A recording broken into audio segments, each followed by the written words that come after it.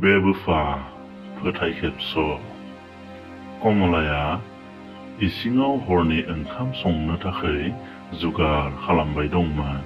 बिनि मबाइल फनाव कल फैबाय दंमोन। रिंटना गाबाखैमोन, बेनिखायनो गाबाखैमोन जे बियो मबाइलखौ साइलेन्ट मडआव दोनदोंमोन। बियो लुबैयाखैमोन जे बिनि हौवा मुकेशआ मिथियो जे बिखौ सोर कल खालामो।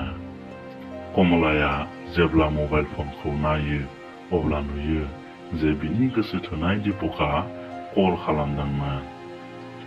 बियो बिखौ खोन्थाखाना दोनदोंमोन जे दा बे साननैसोनि गेजेराव बिखौ कल खालामथ'नो नाङा होननानै।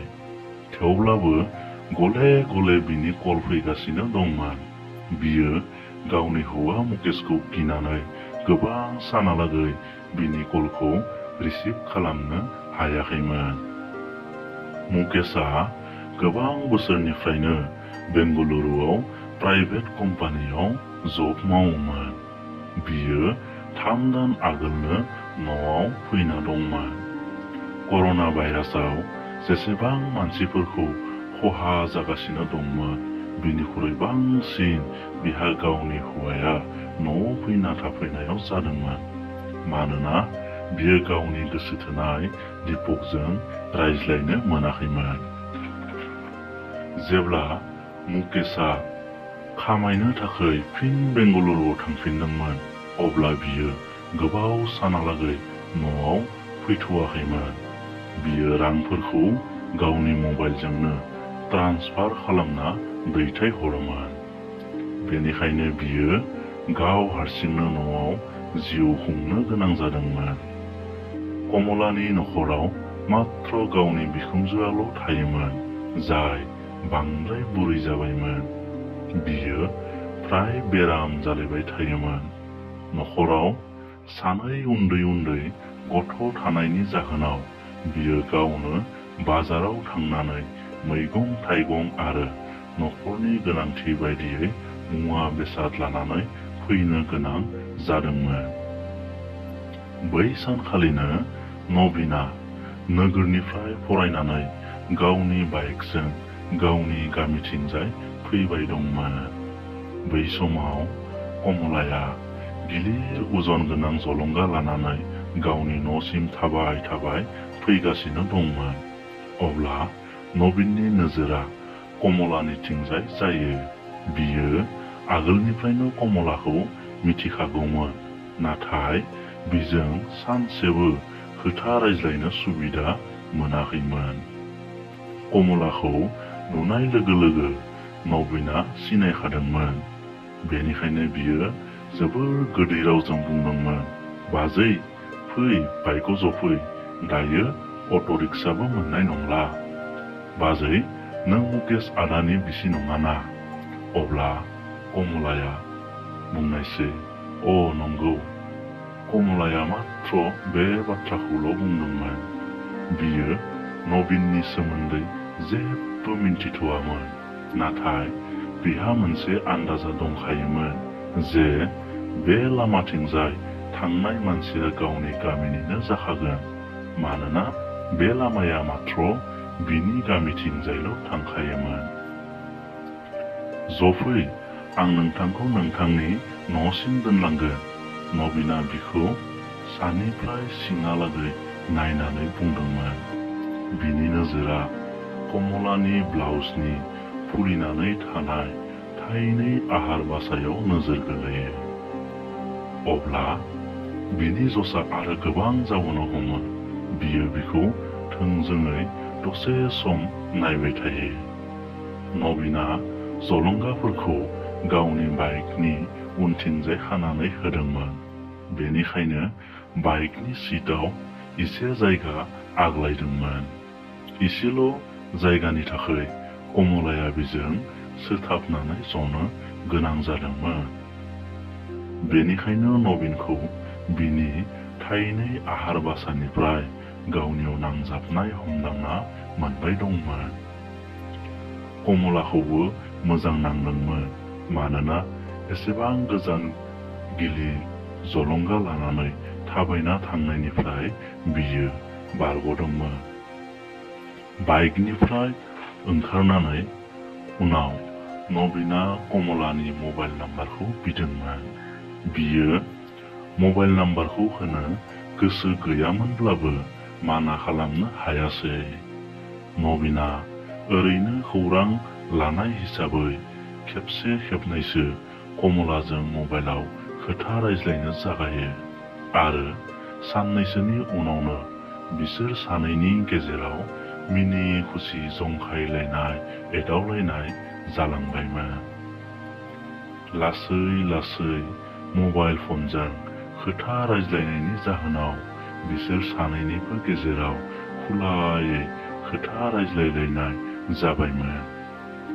साननैसोनि उनाव बिसोर सानैनि गेजेराव खोथा रायज्लायनाया एसेबां बांलांबायमोनदि जेब्ला कमलानि बिखुनजोआ जोबोर गोथौ दो उन्दुलाङोमोन अब्ला बियो नबिनखौ सिरि सिरि लिंहरनानै गोबां खेब बिनि हाथियारनि मजाखौ लाखांबायमोन।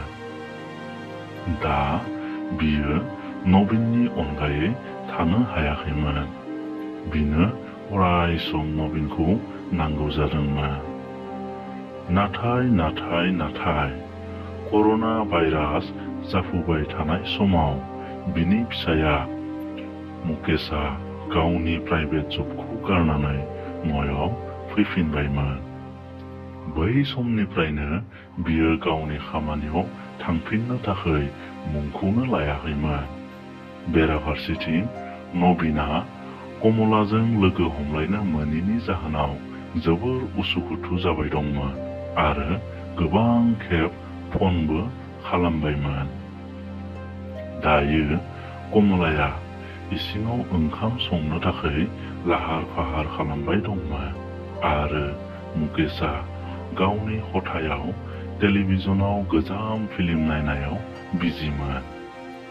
बेनिखायनो बियो नबिननि कलखौ रिसिभ खालामनो बारा उसुबिदा जायाखैमोन। बियो मबाइलखौ खोमायाव लाना लासैनो बुङो, हेलौ।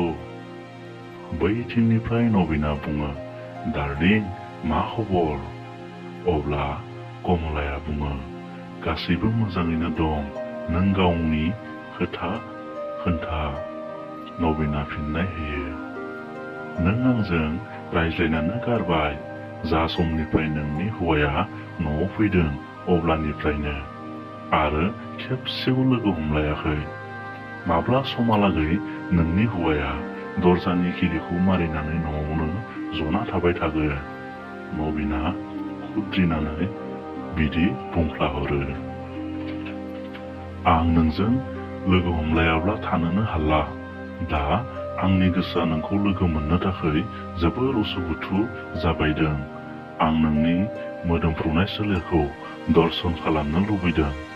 नों लोगो हमलायनायनि थाखाय माबा मोनसे खायदा नागिर, नङाब्ला आं नोंनि न'सिमहालागै सहैगोन।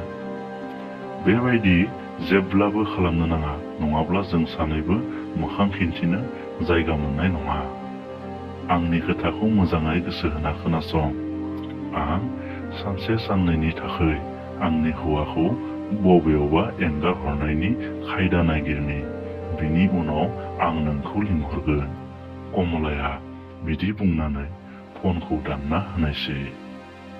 नाथाय कमलानि दुथां मेलेमा खामानियाव होआखैमोन जे बियो गावनि फिसायखौ बबेयाव हेंगारहरनो। बियो जेबो लामा नागिरना मोनाखैमोन। साननैसोनि उनाव जेब्ला कमलाया गावनि बैसाङाव उन्दुनो थाङो अब्ला मुकेशखौ बुङो, नोंथाङा मा आरो बेसेबां न'आवनो जनानै थाबाय थानो? कर'ना भाइरासनि बेरामा लासै लासै खमिबोबाय दं। दा नोंथाङा खामायनो थाखाय बायजोआव थांदो, नङाब्ला न'खरनि खरसाखौ माबोरै सुफुंनो? नोंथाङा फ्राय 3 दाननिफ्रायनो न'आव ओरैनो जना दोंबाय दं। न'नि गासैबो रां आरो मुवा बेसादफोरा जोबनो हमबाय।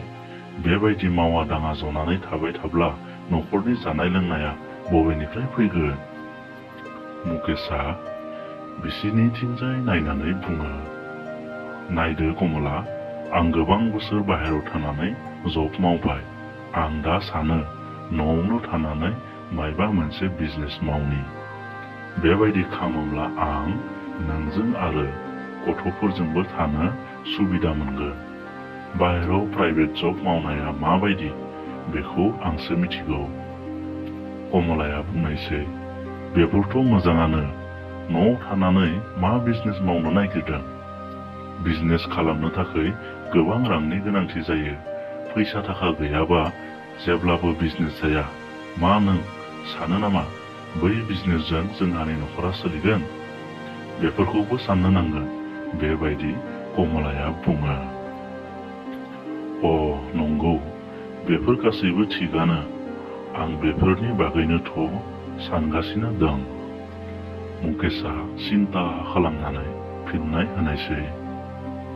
आरो नैथि खोथाया बेयो, जेब्ला नोंथाङा बाहेरायाव थायो अब्ला आं गावनि गामियाव थानाय आंजों समान लोगोफोरखौ आं गोरबो खालामनानै बुङो आंनि हौवाया बाहेरायाव साख्रि मावो होननानै। नोंथाङा जेब्ला न'आवनो थानानै जबाय थागोन अब्ला गुबुन हौवाफोर बायदि न'नि दाउआ दालि ओंख्रिनि समान बायदि जालांगोन। नोंथांनि मान सन्माना गामियाव खमिलांगोन आरो बेबायदि जानायखौ आं मोजां मोना आरो नागिरा। बेबायदि बुंनानै कमलाया मुकेशनि बिखा गेजेराव सोथाब होयो। बेसेरा मुकेशआ कमलाखौ गावनि बिखायाव बजबनानै साननो हमो, बियो थारखौनो बुंदों। बियो गाव बिजनेस खालामनोथ' सानदोंमोन, नाथाय दायो बियो थि खालामनो हायाखैमोन माबायदि बिजनेसखौ खालामनाया मोजां जागोन। जायखिजाया बिजनेसखौ खालामनो थाखाय गोबां रांनि गोनांथि जायो, नाथाय बिनियाव एसेबां रां गैयामोन आरो जमा जुरिबो गैयामोन। बिनि गेजेरावनो कमलाया नंखाय रागा जोंफ्लानानै बुङो, नोंथाङा जा मावनो गोसो बेखौनो माव।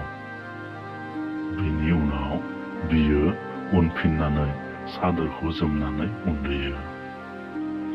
बिनि अखानायै मुकेशआ बेरायग्लांना न'आव फैयो।